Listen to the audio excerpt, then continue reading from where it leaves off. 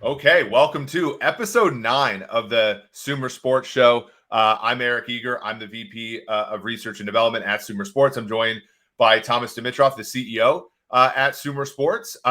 Thomas, you're at our office in Palm Springs, Florida. I'm at my house in Cincinnati. However, my wife was gracious enough. People were making fun of me, not on this show, but other shows I would go on. People were making fun of me because the black backdrop was like causing this glow around my head as if I was some sort of like angel, which everybody who knows me knows I'm not.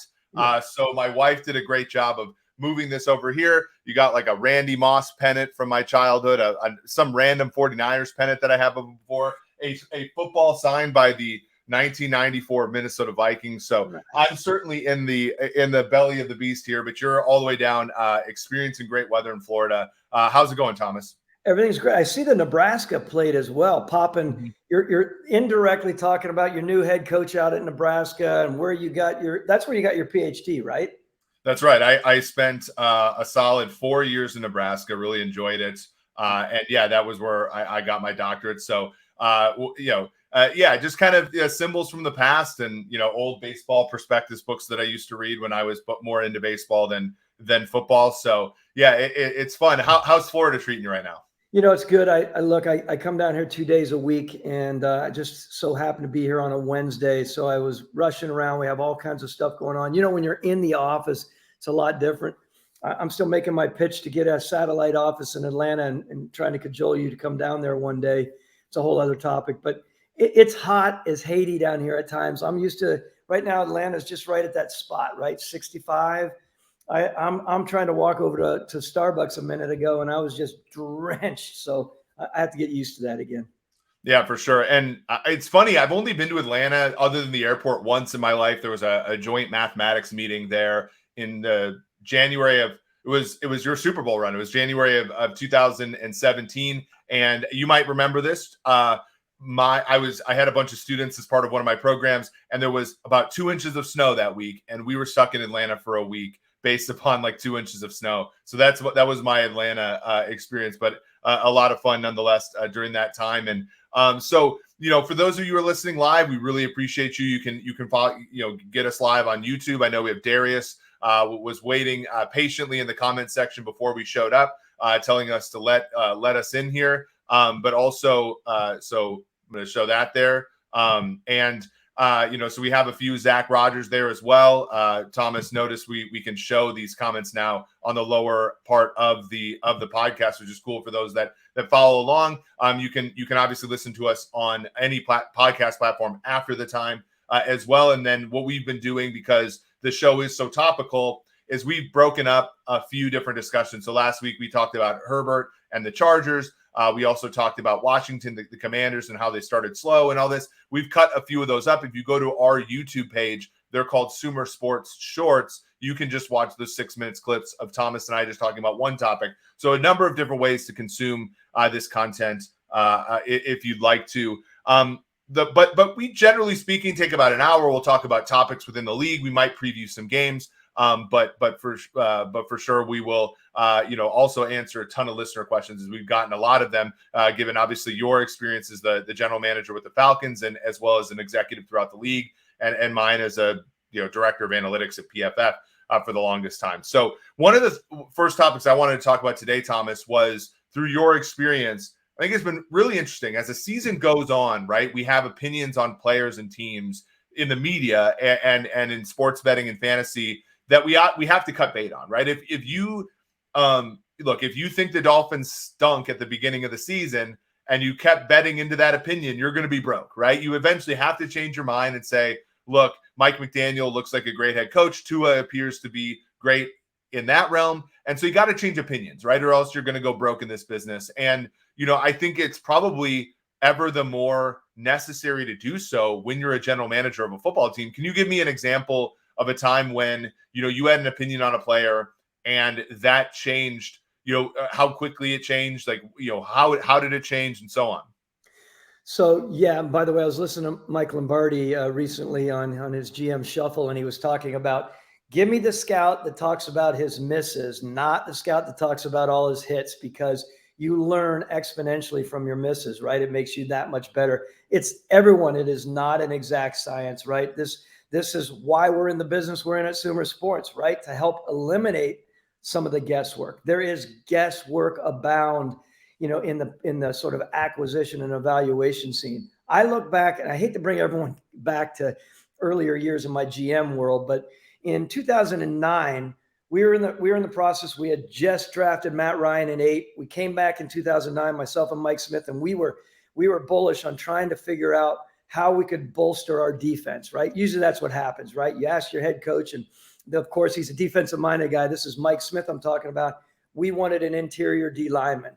We ended up getting Parade Jerry. You know who we passed up 2 picks later? Clay Matthews. Yeah. Right. And it forever haunts me. There are many, many reasons, just so everyone knows this. This wasn't an idea of us, like our eyes failed us and we missed the fact that this guy was unbelievable as an athlete. If you look back, he was only a 1-year starter at USC, right? Came from great family background, of course, his dad and his grandfather. But 1 year starting, that was a concern of me, overthinking, of course. The other thing that came into play, remember, a GM has to listen to his coaching staff. He was not necessarily a good, air quote, it's horrible to hear it now, fit for us schematically. Think about that mistake.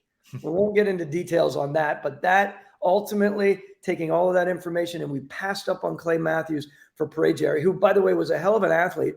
Blew his knee, whatever, within 2 years. I mean, he basically was gone. It was a wiped out move seeing a guy like that. So I realized after the fact, you can overthink, and there are the really good ones out there who can take someone who might not be a great fit schematically and find a damn way to utilize a player like that with that much talent. Yeah, you talked last episode about pillars, right? Like there's a certain aspect of like there are players that play for your team that can kind of be scheme independent. Now, Clay is an interesting one though. Like I'm going to give you a little bit of I'm going to push back a little bit on the idea that the miss was catastrophic in the sense, right? So I know Clay's dad. In fact, Clay's dad played for the Falcons. He was a great Cleveland Brown and like a good Atlanta Falcon near the end of his career. So he had the pedigree, but he was a walk-on at USC. So, and I think about when we look at modeling stuff at Sumer. So, for example, if you're trying to model what kind of contract a player is going to get, and my former colleague, Brad Spielberger at PFF, who I'll talk about a little bit later in the show, will uncover this as well. Like draft position matters, right?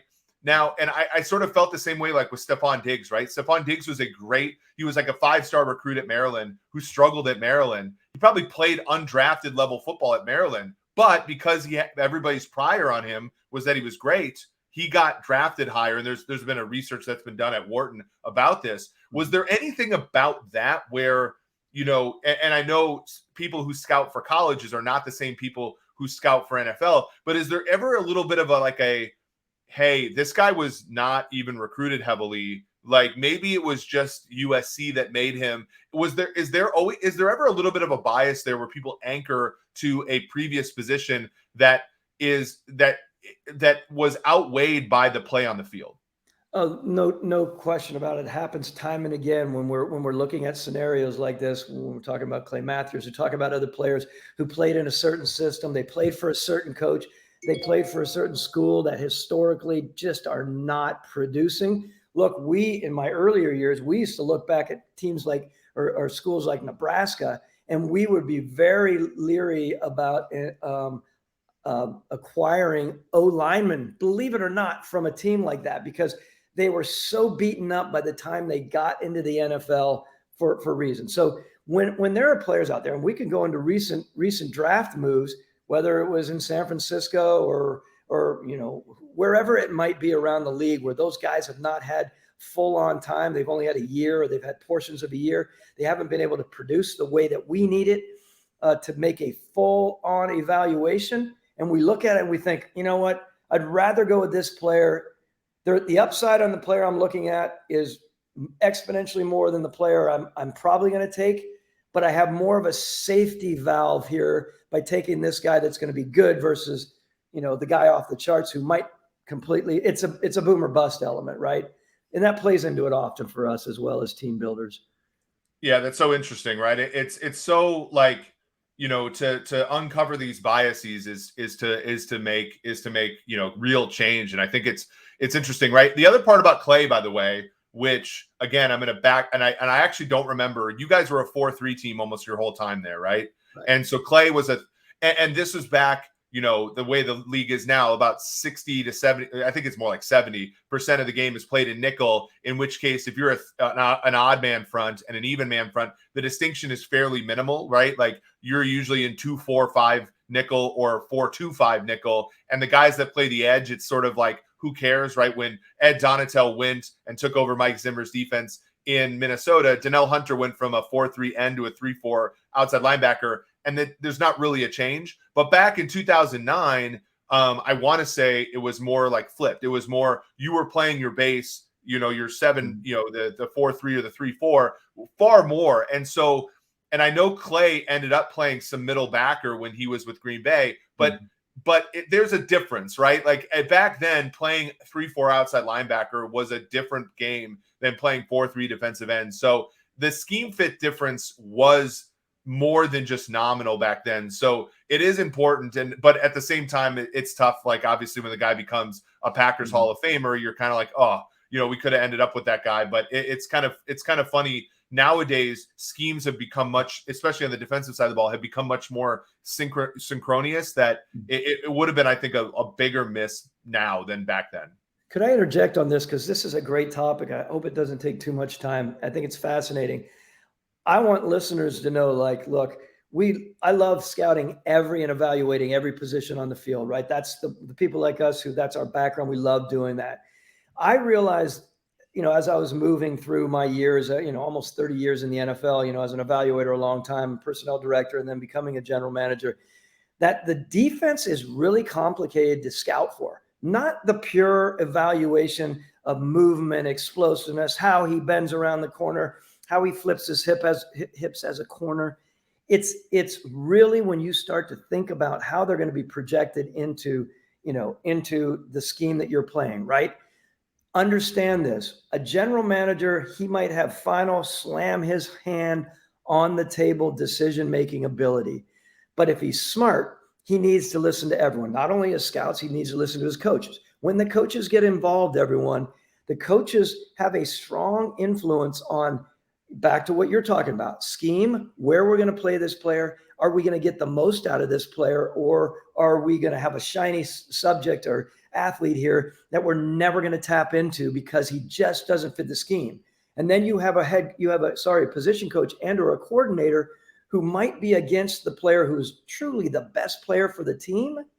And those two coaches ultimately could make or break this big decision you're making as team builders because they aren't behind them. This is a forever ongoing discussion and bone of contention between personnel management, and coaches. It is a bear to deal with at times. Yeah. And you were able to work with Bill Belichick, who, famously back in the early 2000s, there were only about 2 or 3 teams running a 3-4, and famously would go after guys like Ted Washington because they were inexpensive, because they didn't fit in the 4-3. And again, like a very Moneyball-ish way to appear, you get the best nose tackle whose market isn't great because there's only 3 or 4 suitors, versus having to go after 3 techniques which are better athletes and also have 29 suitors. And again, like, there's an aspect, and Bill was so good, right? Like when I think of the Super Bowl Patriots, I think of, Mike Vrabel playing OLB in the 3-4, Adalius Thomas in the 07 team. But then it eventually changed, right? Where, then you had Chandler Jones in the 4-3, rushing as a normal rusher and that kind of thing. And Bill Belichick's ability to go back and forth was really, truly, I felt, fundamental to what was his edge for a long time, where a lot of guys, as you said, coaches are going to be a product kind of their schemes. And they might have a difficult, as trivial as we might think of it as non-edge rushers, it's probably easier to teach an edge rusher to rush with his hand in the grass or with standing up for some coaches. And so those are distinctions that are truly difficult to talk about from the outside, but are really real when you're in the thick of it. So speaking of in the thick of it, right? So we talked about Jeff Saturday. Now Jeff Saturday is 1-2 now, 2-1 against the spread. They played a very good game against the Eagles. They had a lead against Pittsburgh on Monday night. But at the end of the game, he got a lot of flack for the end of game situation. They get the ball with about a minute or minute and a half left. They let it drain all the way down to 25 seconds. They don't really use their timeouts, and they're very desperate at the end of games, right? And so they lose against Pittsburgh. They fall, I believe, to 4-7-1, if I'm not mistaken. And they have Sunday Night Football this week, and then they get their bye.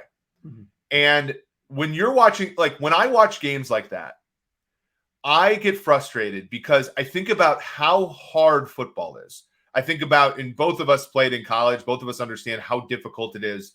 You're making schemes and you're getting stronger, all to squeeze out 1% or 2% of an edge, and then your coach misuses a timeout, which is worth like 2 percentage points, or your coach doesn't go for a 4th down, which costs you 5 percentage points.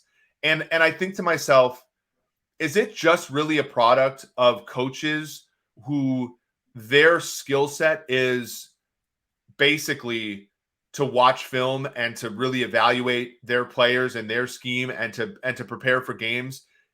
They don't really get to watch games sequentially and live, right? To where there's a surprise that happens. And all of us, like, I'm a junkie. I watch every game. Like so when a play comes up in a game, I'm like, oh, they should go for it there. Or that they should be calling a timeout right now. Oh, they should be going for 2 here.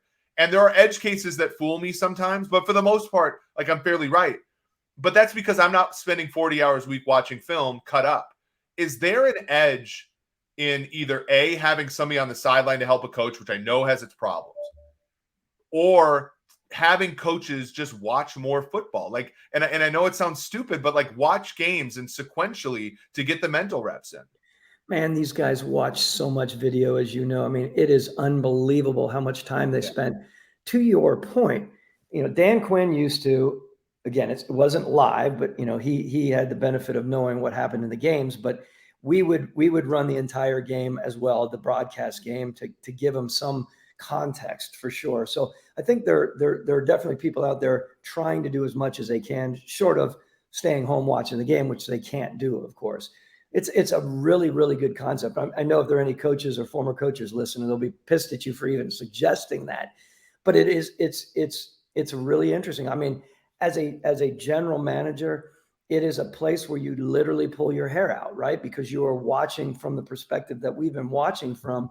And you also have to go downstairs after you've listened to the owner in your ear for the whole game. What in the hell are we doing? Many, many times. And then you have to go down and sit in the locker room after with the head coach. Because, by the way, after a game, normally the GM goes in, listens to the head coach, and then they go into the room together, take a deep breath, and they're looking at each other face to face. And here it is. You start having these conversations, and they're real, and they're gut-wrenching at times, because you're asking that really tough question. Why in the F did you do that? That's not an easy thing to do, cleanly done after a game, of course. So we can go on and on about it. I don't want to be tangential here. Suffice it to say, it is frustrating. It's frustrating for an owner, and it's frustrating for GMs because they're not on the field. And by the way, we used to spend $150,000 on these books that these analysts would produce for us. Would go into our staff, and our staff would go through it, and everyone would be ready for it. And they would have it up in the press box in any of these decisions that were made. And yet, I mentioned this the other day, I believe, and I can't remember exactly where it was. It might have been with our friend Lindsay Rhodes. It had to do with there's so many other elements to this. Might have even been in our pod. There's so many other elements to it, right? When you make that decision, how it's going to affect your team, how it's going to affect your locker room, how it's going to affect the second quarterbacks. I mean, there's a lot on their plates. It's a lot easier when we're sitting back with a beer in our hand watching the game live on television. Yeah, there's a really cool question here by Zach Tuman, who, by the way, is writing a really cool book on sports analytics that'll come out in the spring.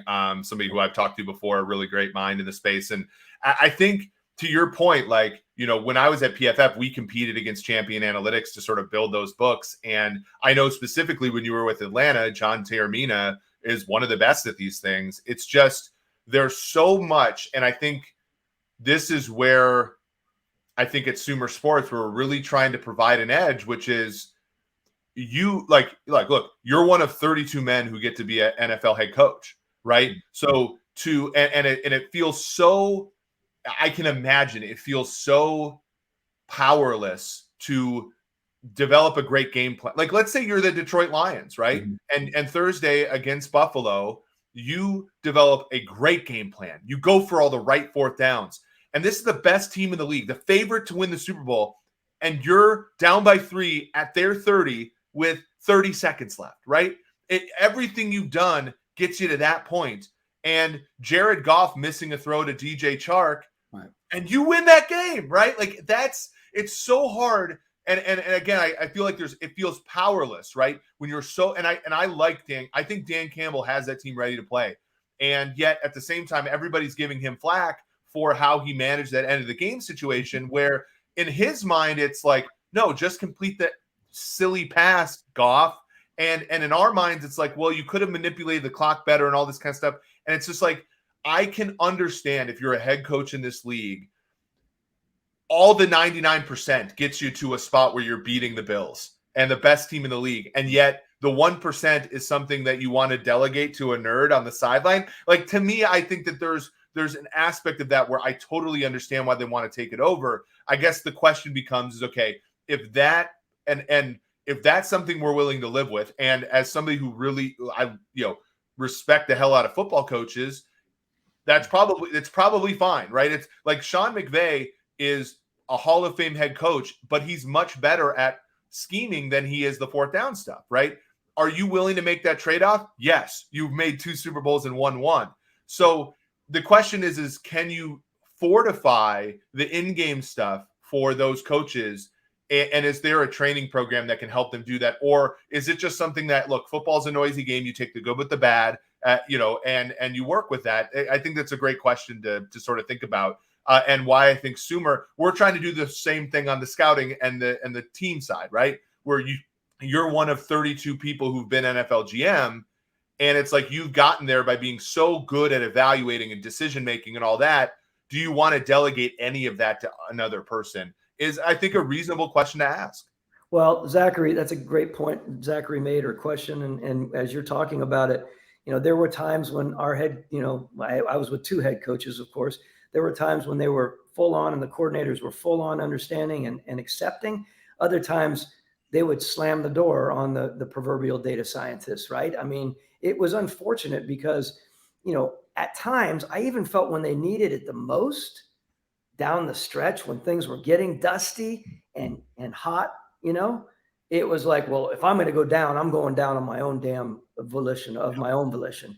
That's unfortunate, because it could have saved, I believe it could have potentially saved someone. There are some great coaches out there. I don't know how many times I've been at the owners' meetings, right?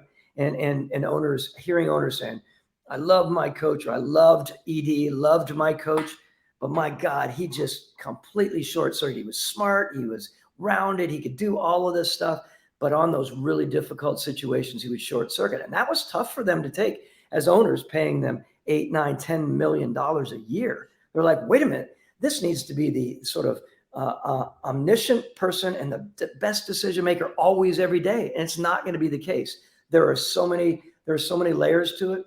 I love how the league is evolving and understanding, back to SumerSports, being, making sure that we are understanding. You take the really good football people and you augment their abilities with some of the stuff that Sumer will be revealing in time.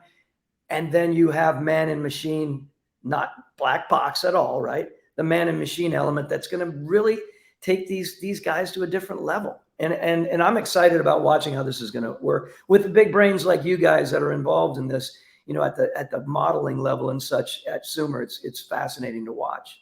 Yeah, and there are ways to evaluate coaching decisions, and obviously we talked about it, with Frank Reich, for example. We look at like Nick Sirianni and how well he's done. And when you think about even somebody like Mike McDaniel, how he's obviously is scheming the heck out of the thing in Miami, but he's also giving his team a chance with some fourth downs and the timeouts and everything. And it's just, I think the water level has risen. I wrote an article last year right after the Chargers lost to the Chiefs, when Brandon Staley got a lot of flack for missing fourth downs. I said, look, it's frustrating, but we're making progress. In 2016, half the team, no team in the NFL went for the correct fourth downs more than half the time. And now it's about half the teams do it about half the time. So, it's frustrating. And I love watching, my issue is I just love watching football. And sometimes I get a little frustrated, but at the same time, I just went back, I literally was on the rower yesterday and I was watching a game between the 49ers and what used to be the, Washington football team from 94. And I was looking at some of the decision-making and I was like, okay, I need to stop being so angry. It's a lot better now. And that was a 49ers team, by the way, that won the Super Bowl in 1994, one of the best teams of all time. Mm-hmm. So, okay, here's a great question that we have from a listener, by the way, and this is through Twitter. If you want to follow us on Twitter, we're at SumerSports. We for game previews and analysis, but also, where you'll see this podcast all the time, where you'll get news on what Sumer's up to all the time. This is from Luke Sygosis, who's been a frequent contributor here. Should the small sample of Jordan Love looking impressive last weekend forgive Green Bay any second thoughts about their quarterback moving forward? I think trading Rodgers right now might be the most positive EV move for Green Bay. However, the risk management is tricky, and Love has a wide distribution of outcomes. Let's discuss this. So, Jordan Love it's an interesting case. We talked about this a little bit. It's different now than when when Rodgers was drafted. It's much different than when Brett Favre was drafted by the Falcons in 91 and was traded by Ron Wolf and did his thing. He was a backup to Don Majkowski. People forget that before he was even the starter. The Packers have to decide after this season whether or not to exercise Jordan Love's rookie fifth-year option, which is it's not an extreme amount of money because he hasn't done anything yet, but it's not an insignificant amount of money. Aaron Rodgers, I believe, with a trade post June 1 would be a $40 million dead cap hit, which is a lot, but it's a lot better than cutting him. And I think if he retires, it's about that as well. What do they do here? Because Rodgers just doesn't. I mean, he looks like he's got injuries. It looks like he's getting a little older. The talent there, and I think he's the most talented quarterback of all time, is just simply eroding a little bit. What should Green Bay do? Because they're in a tough spot. Let me just first start. Guys, there's so much to say about this. The quarterback situation and the big dollars put into these guys and the decisions that are being made. I'm talking Denver, of course, talking Indy, talking Philly, whatever that may be. These are creating massive headaches for the team builders, i.e. general managers. This is a big, big deal. This wasn't just making these moves at, $8 and $9 million. I mean, these are big money deals that are potentially crippling the organizations if they don't work out. If I'm not saying we could go on and opine about Denver, and I love George Payton. That's a tricky situation right now with Russell, right? I mean, it's a tricky ass situation. Excuse my language. I get excited about it. Going back to Green Bay, personally, and I don't claim to know anything about what Brian Gutekunst's doing. I haven't talked to Goody in a couple of years, believe it or not.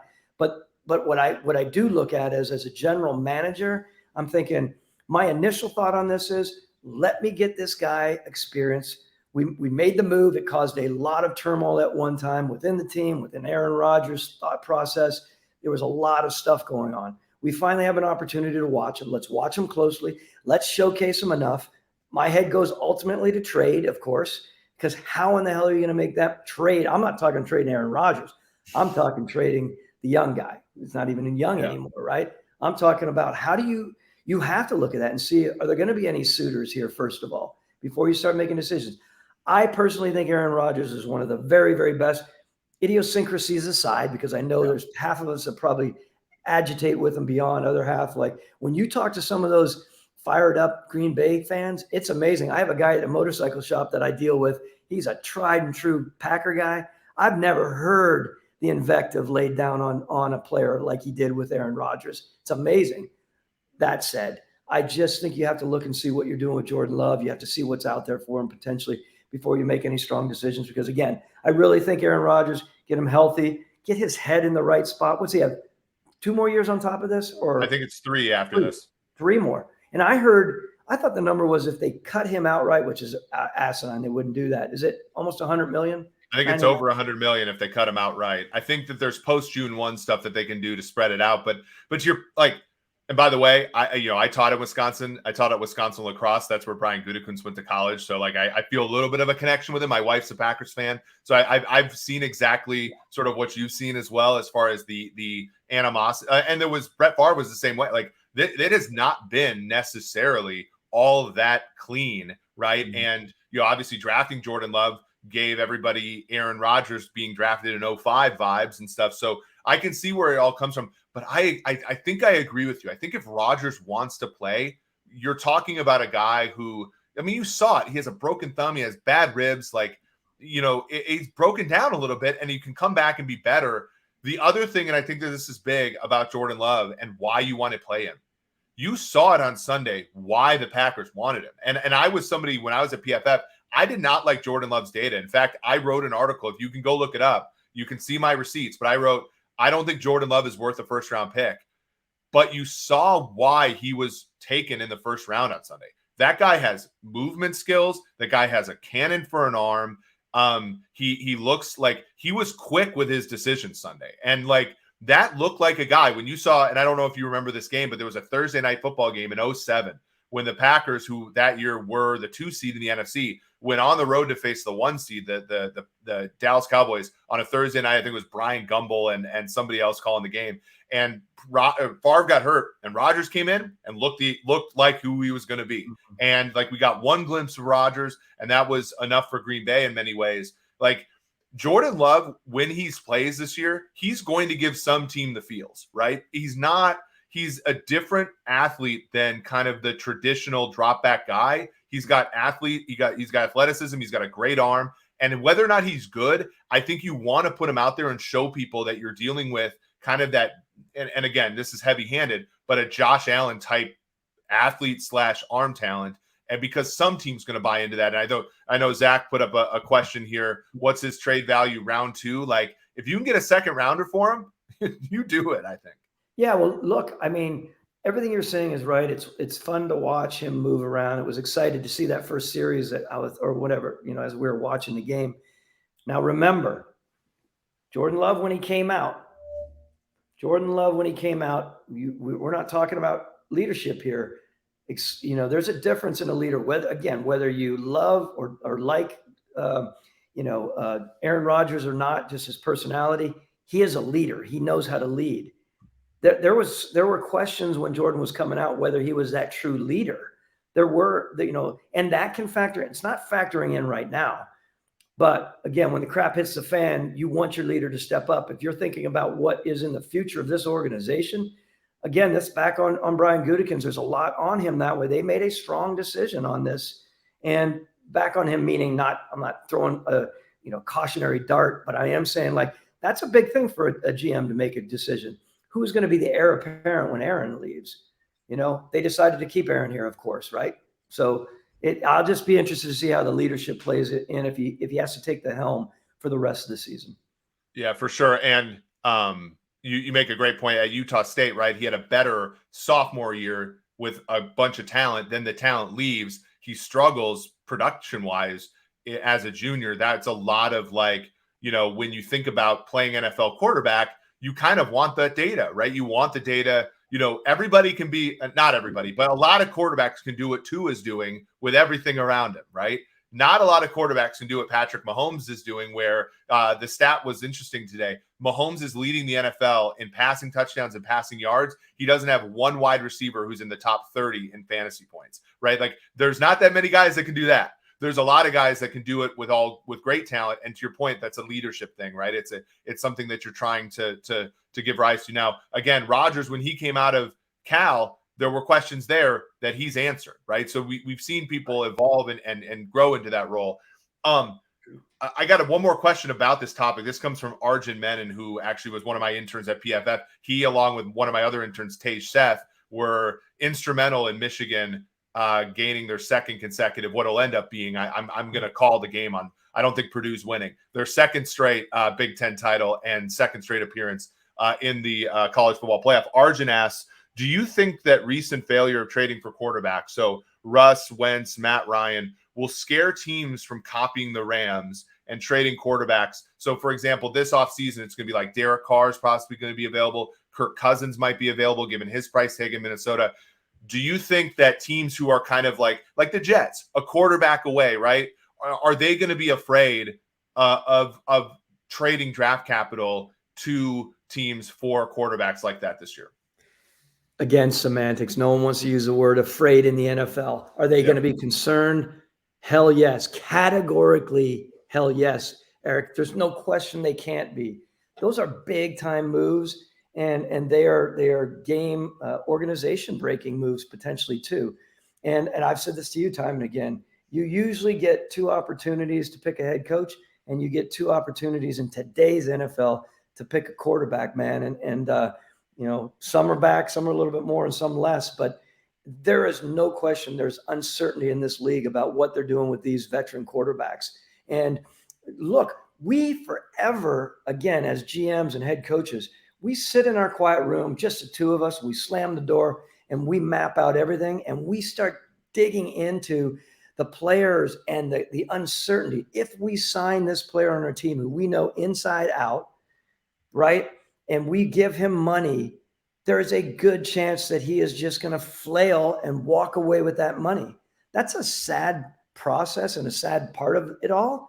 You want to talk about not having, I mean, there is no assurance that way at all. You have to look at your owner. And I had to look at my owner a number of times and gulp deep and tell Arthur Blank, like, you know, he is worth all of this 20 million or 30 million or whatever it is. Those aren't easy decisions to make for an organization, especially if you're feeling hot. There is a side that people would say, well, if you're feeling on the hot seat, you just throw it out there and whatever you do, you do. That's kind of not the way it works. You're trying to make the best move for the organization. You're trying to parlay it into another contract for you and your head coach so you can potentially win a championship. It's a really, really dicey decision. Yeah, and that's something, for example, when you think about Joe Douglas and Robert Salah, like, Douglas has made a number of great moves, the Jamal Adams trade, and Carl Lawson, I think, was a good signing for the price, and Sauce Gardner and Garrett Wilson and all those players. Like, again, it's back to the discussion of the in-game stuff. You think about it as a general manager, you can nail everything, right? You can nail wide receiver with Davis and Wilson, and the offensive line with Vera Tucker and Fant and Dwayne Brown and all that, and like, you can nail the defense with Gardner and CJ Mosley and Carl Lawson and those guys, and the quarterback. And we saw it this week. You get competent quarterback play, you can win football games. And like, it's got to feel powerless sometimes when it's that one variable. And I think, as somebody who's a gambler, in a past life, like the urge to just go and shove all the chips in on the most likely thing is strong, but we know that sometimes the most likely thing goes bust. And we've seen it this year in a number of different teams, the Rams included. At least the Rams won a Super Bowl, which you like to see. Well, look, everything you say is spot on. One last point. I'm going to go out on a limb here. There are very few general managers and head coaches, if they're being honest with themselves, they're not letting go of the quarterback that they know that can continue to take them to the promised land. That is the way it is. They just aren't. Rarely are they going to be forced by their owners if that guy is doing what they're doing. And look, make no mistake about it, John Schneider and Pete Carroll knew the ins and outs of Russell Wilson. They weren't letting him go if they didn't see a lot of these different things that we're probably seeing now. They know it. And teams know not only their players, they know how their players interact at so many levels. It's really important for everyone to know. Sometimes it seems easy from afar. You're like, well, you do this or you do that. Right. So many layers to all of this with the quarterback moves and such. Yeah.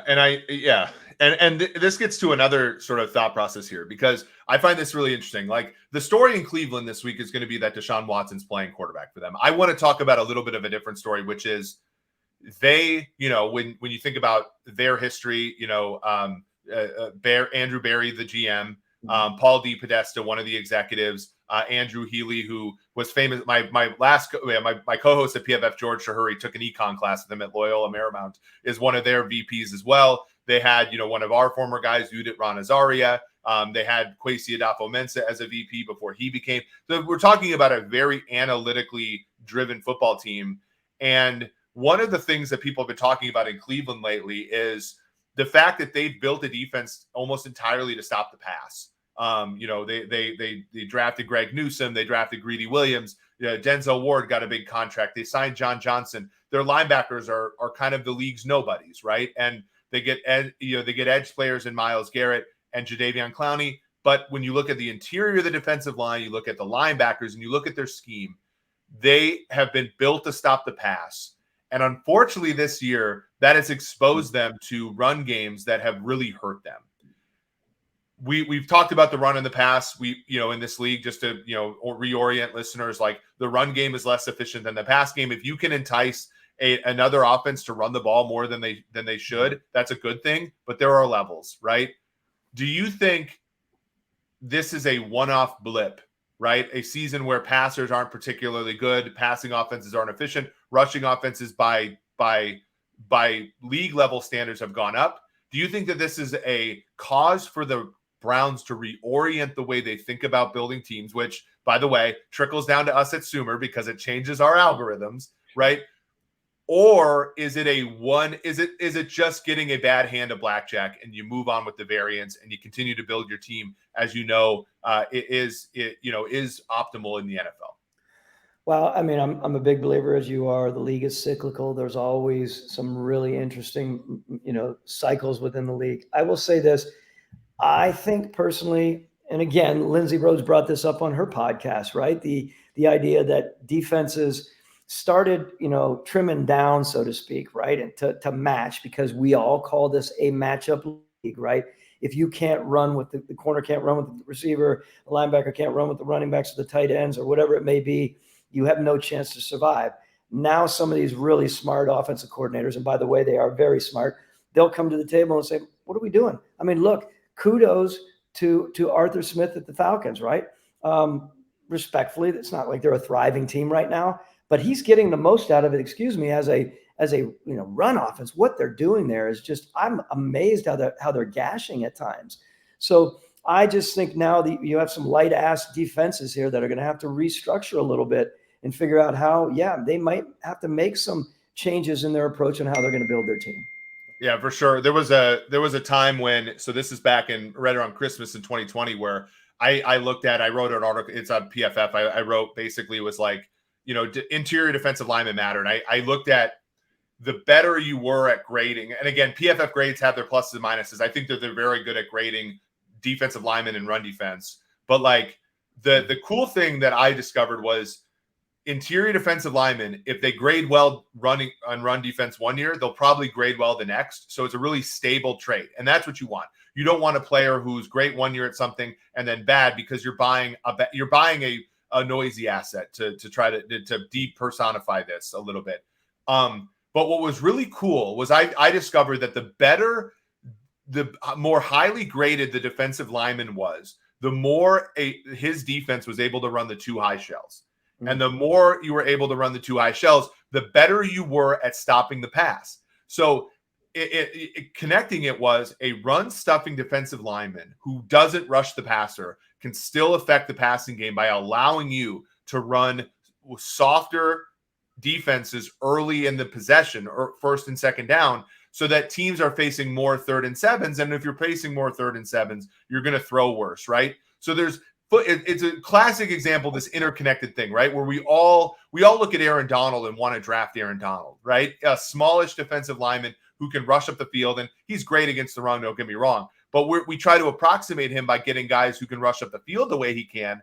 But what we surrender is the ability to stop the run and the ability to play the two high shells, and it ruins your defense. And so, one of the smartest teams in the league, we'll talk about them in a second, the Eagles, make no mistake, that's why they got Jordan Davis, right? And make no mistake, that's why Howie Roseman's one of the best. He sort of sees that. The Ravens, another team who are very analytical, they get Travis Jones out of UConn in round 3, who is kind of a poor man's Jordan Davis later in the draft. But it's interesting. I wonder how the Browns address this, because I think as teams catch up, right? If you're the first, like I talked about with Belichick, if you're the first guy to discover an edge there, you get the pick of the litter. If you're the 15th team to discover it, it's going to cost you, right? And so it makes for an interesting discussion topic there. with the run game and how to construct a team. And like you said, it's cyclical. And I think the teams like the Patriots, back, when you were on the team and the teams now like the Eagles and stuff that are sort of ahead of that curve and understand that both on offense and defense, they're going to have a huge edge. So think about the challenges that you have as, again, team builders, head coach and GM, when you're talking about, okay, in Atlanta, we were facing New Orleans, right? And I love Alvin Kamara. And everyone doesn't want to hear this, but this is the first year I've ever played fantasy football in my life, just because I have to, because part of Sumer. And my first pick ever was Alvin Kamara. The Atlanta Falcons will kill me over that. My point is, we had a Deion Jones, who is a really good football player, as you know, right? Second round, got him out of LSU, could run like the wind. We needed him to match up. There were very few people that could match up with Kamara. He ended up getting his ass down to that. There were times he was down to 211 as an inside backer in this league. Yeah. I remember, you can flip that back when I was with Mike Smith. We had Curtis Lofton, kind of out in your neck of the woods, right, from Oklahoma. We would get him up to 50 and 55 sometimes. He'd be lumbering around, and we'd try to put him out on Reggie Bush, back to thinking about the Saints. No chance in the world, right? So it was the opposite end of the spectrum. But poor Deion Jones, when he had to take on the run, man, teams got to know us. And I was convinced 17, we come back in 17, 18, 19, they were just pushing our asses around, unfortunately. Right. Well, and one of your pillars on that team was Grady Jarrett, who was a wonderful draft pick out of Clemson in round 5. And but he, again, is not, he's an up the field guy, right? And and as we talked about, when you're in 2-4-5 nickel all the time, or in your case 4-2-5 nickel, you need a penetrator and you need a point of attack holder, right? And and it's funny, I was so interested in teams that would take a linebacker or a safety like Dayon Buchanan and have him play Mike, and who's the guy for the Bucks? Barron, Mark Barron would play linebacker, right? And it's that's cool in coverage, but these guys would get smoked in the run game, and it's you need to complement that with some fatties in the middle of the field, and and I think that that was the part that has been lost on a lot of teams, is and it's extremely hard to find those guys, right? And that's why kudos for example my favorite team, the Chiefs, of Brett Veach, signing Brandon Williams to the practice squad and stashing him for the rest of the year, because they know they might play a team like Tennessee, a team that can really run the football. I think that's super smart. But really cool discussion on these kind of things, because I think this is, football, the reason why we're going to be employed forever in football is that you're not going to solve it. It's not baseball. As soon as this thing gets figured out, the two high shells get figured out, then Kansas City's already done it. They stripped their wide receiver core down to and now they face the most man coverage of any team in the league. Why? Because they can get Travis Kelce matched up against a linebacker, right? There's these things go back and forth so quickly.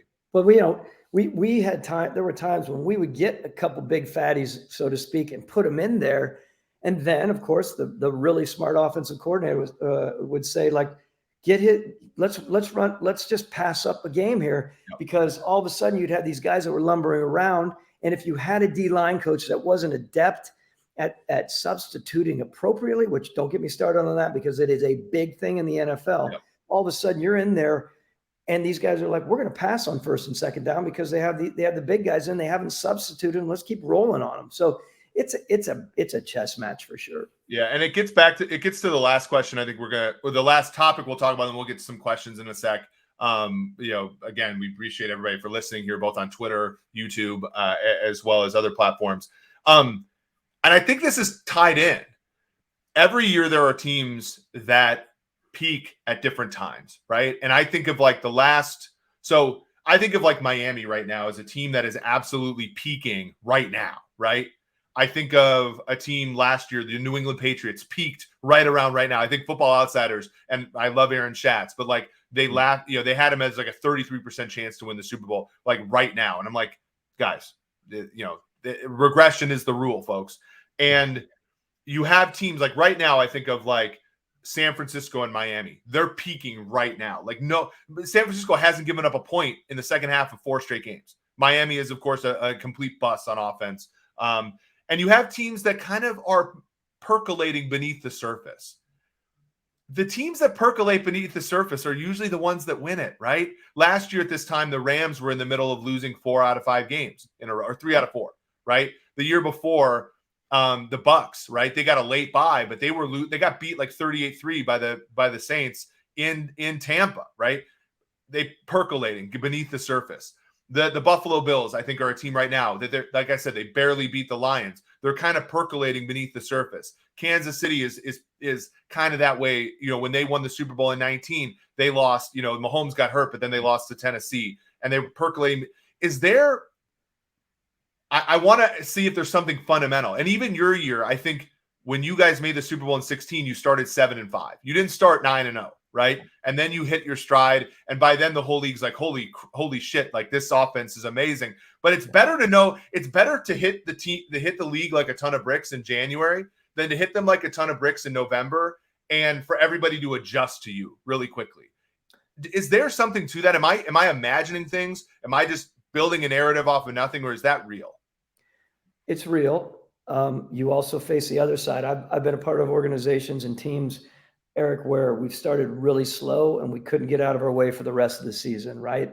I mean, that happened to us. I mean, it happened to us a few times. We started off with a horrible preseason, and then we just people stopped within the team, stopped believing and started believing that everything was going to go against us, which was very different than those earlier years. And of course, in 16, the gaining ground and gaining momentum to me is real. I personally would love it to be, again, I told you the other day, I don't want to win 4 of the preseason games and win all the games and start to tail off. I do want the gradual build. It is really, to me, it is much easier to navigate as a head coach and as an organization when you feel yourself, like you said, percolating and gaining ground versus this up and down thing. That's tough on the Constitution. It's tough on the quarterback. It's tough on the coaches. Coaches end up trying to stay late to try to figure it out. They force feed different things. It becomes really fragmented in my mind versus a nice even climb.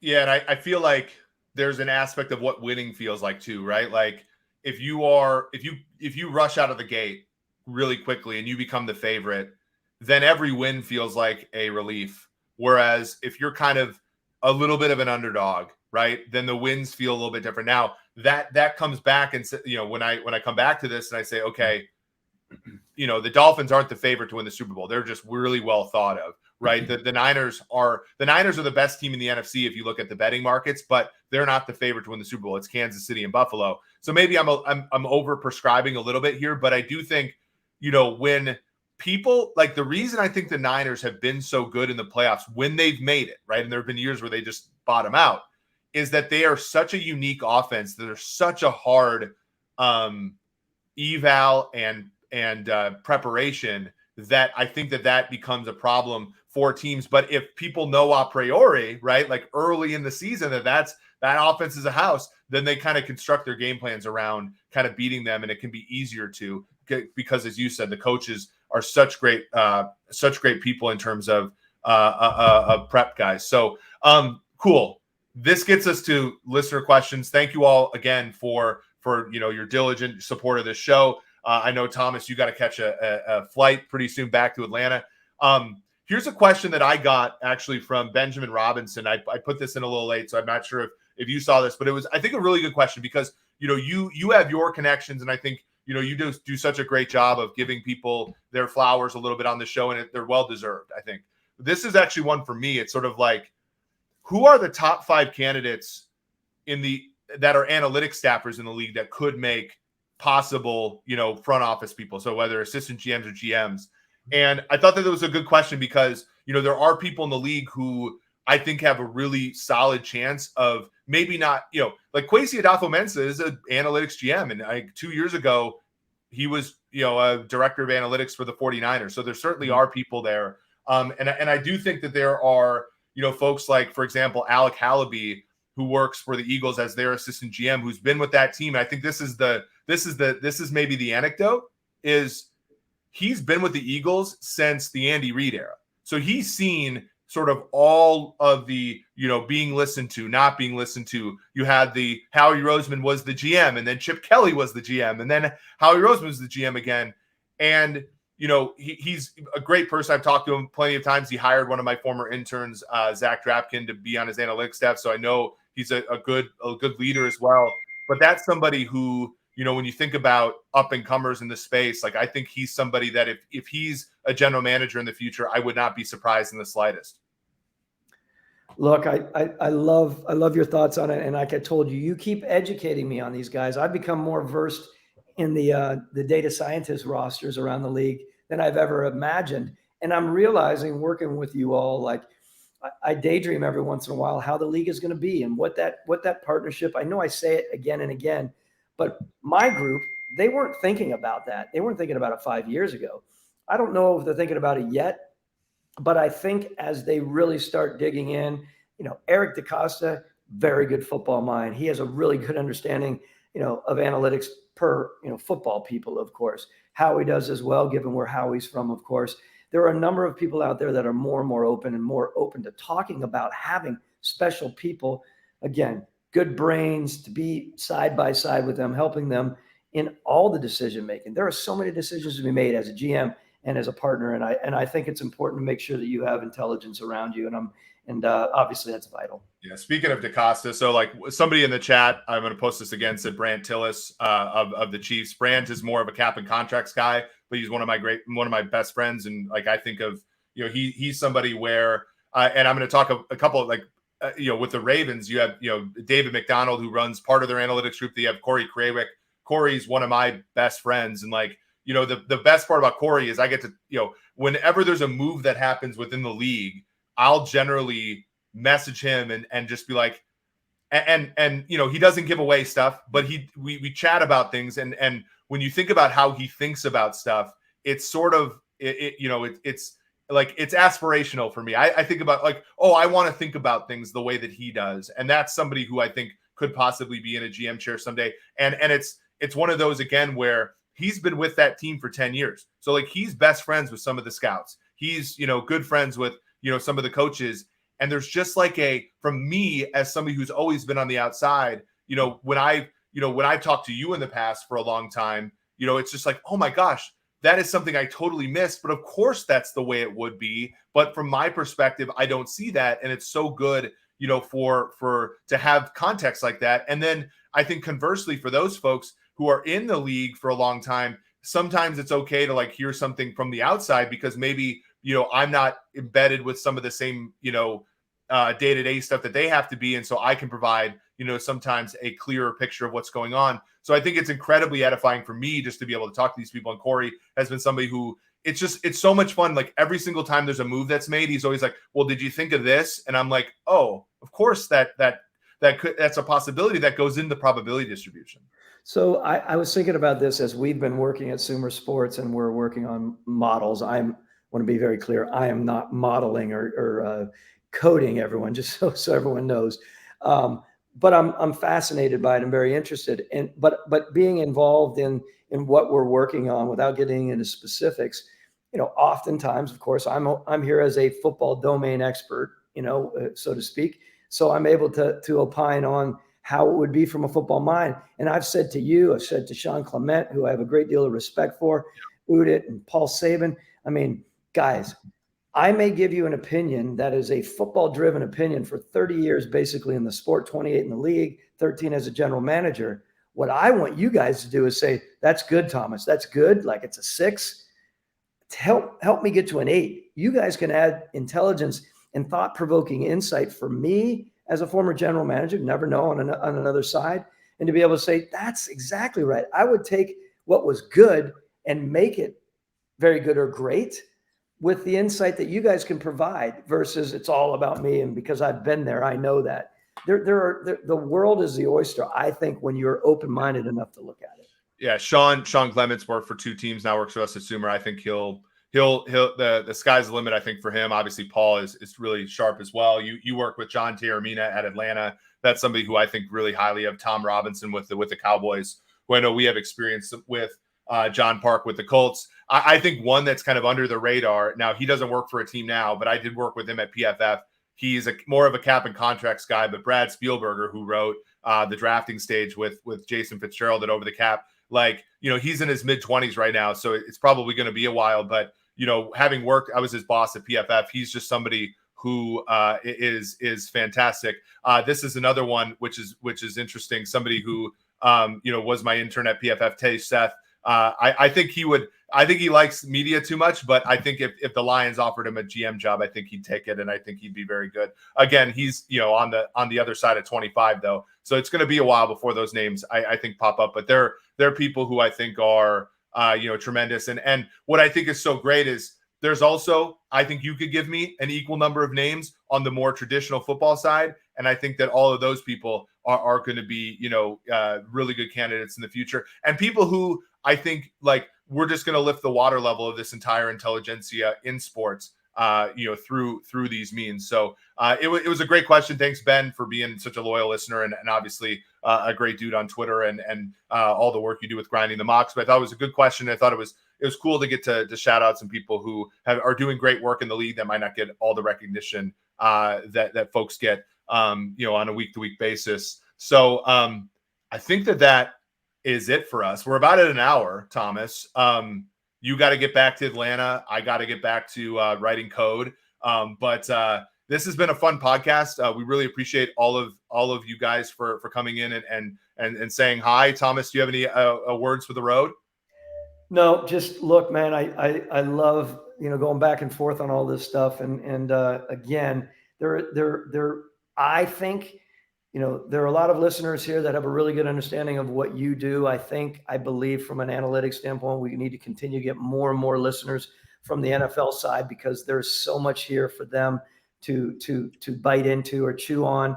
And the more they do, the more we can educate in our own way. We can pitch our group SumerSports, which we love, but also ultimately pitch the big picture, right, brother? I mean, there is so much out there to grow with. And the old style approach to football, we don't even need to call it old style. Just have an open mind and grow with the evolution of the game. Yeah. And just to preview a little bit, he's in London today.